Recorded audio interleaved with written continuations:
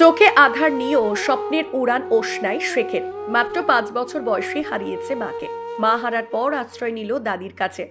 কিন্তু আশ্রয় মিললেও কিন্তু ছেলেকে রেখে দাদির আর্থিক সাহায্য না থাকায় অসহায় হয়ে পড়ে। সব দুঃখ কষ্ট যন্ত্রণা পাথেয় করে নিজের চেষ্টায় সংগ্রাম করে গ্রামবাসীদের কিছু সাহায্য নিয়ে দু চোখে অন্ধ ছেলেটি এখন হয়ে গেল বর্ধমান বিশ্ববিদ্যালয় এমএ পড়েছেন।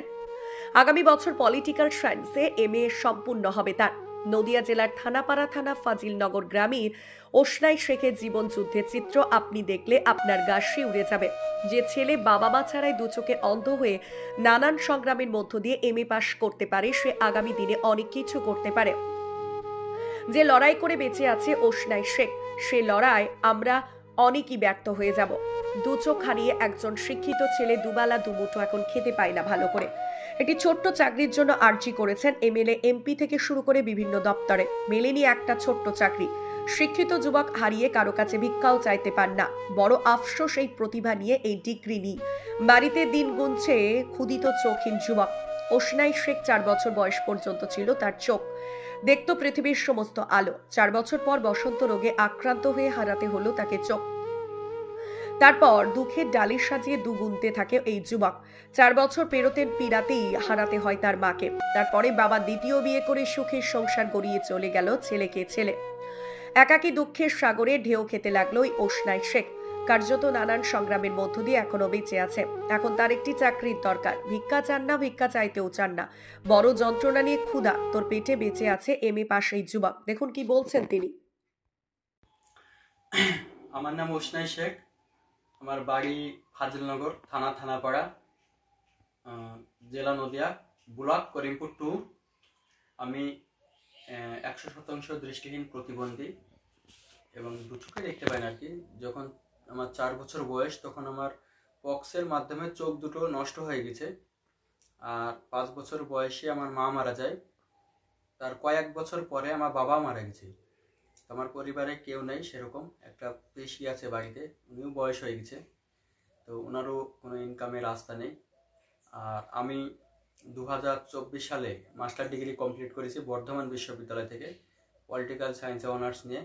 আর তার আগে 2022 সালে রবীন্দ্রভারতী বিশ্ববিদ্যালয় থেকে গ্র্যাজুয়েশন করেছি, সেটাও পলিটিক্যাল সায়েন্সে অনার্স। ডকুমেন্টসগুলো আমার হাতে রয়েছে, আপনারা দেখতে পাচ্ছেন।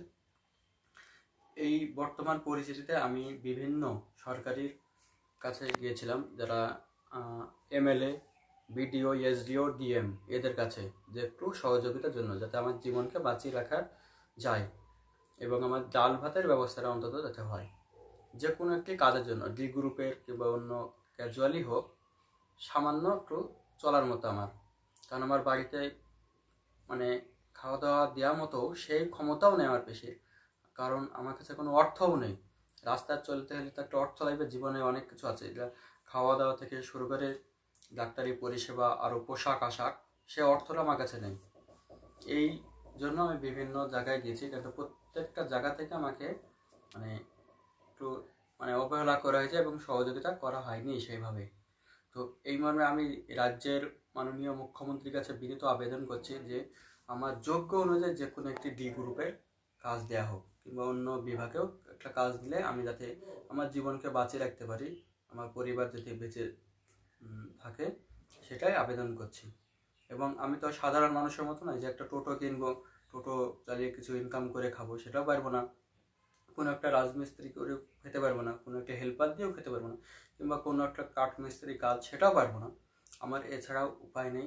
আর আমি তো শিক্ষিত ছেলে, আমি তো ভিক্ষাবৃত্তিও করতে পারবো না, কারণ আমার সেইটাও নেই যে একজন মাস্টার ডিগ্রি কমপ্লিট করে যদি ভিক্ষাবৃত্তি করতে হয়, তাহলে একটা সমাজের বুকেও লজ্জা, একটা শিক্ষিত সমাজের বুকেও লজ্জা। তো আমি সেটাও পারবো না, গ্রামের পক্ষে লজ্জা। তো আমি এই মর্মে জানাতে চাইছি যে কোনো একটি কাজের আবেদন রাখছি, যে কোনো একটি কাজ দেওয়া হোক। আর মানুষকেও আবেদন করছি যে আমার যতদিন একটা কাজ পাচ্ছে না, আপনারাও কিছু যদি একটু সহযোগিতা করেন আমাকে, তাহলে খুব ভালো হয়। আমার জীবনটা যাতে বেঁচে রাখতে পারে খাওয়া দাওয়া দিক দিয়ে।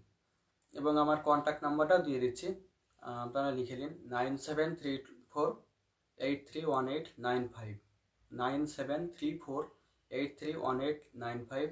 এই নাম্বারে একটু যতটা পারবেন আপনারা সহযোগিতা করবেন। ফোনপে, গুগল পে সবই আছে, কারণ আপনারা তো বিভিন্ন জায়গায় অনেক চায়ের দোকানে মানে বিভিন্ন জায়গায় অনেক টাকায় নষ্ট করে ফেলেন। তো সামরিক যদি একটু সহযোগিতা করেন আমাকে ওই অর্থ দিয়ে, তাও আমি বেঁচে থাকতে পারবো।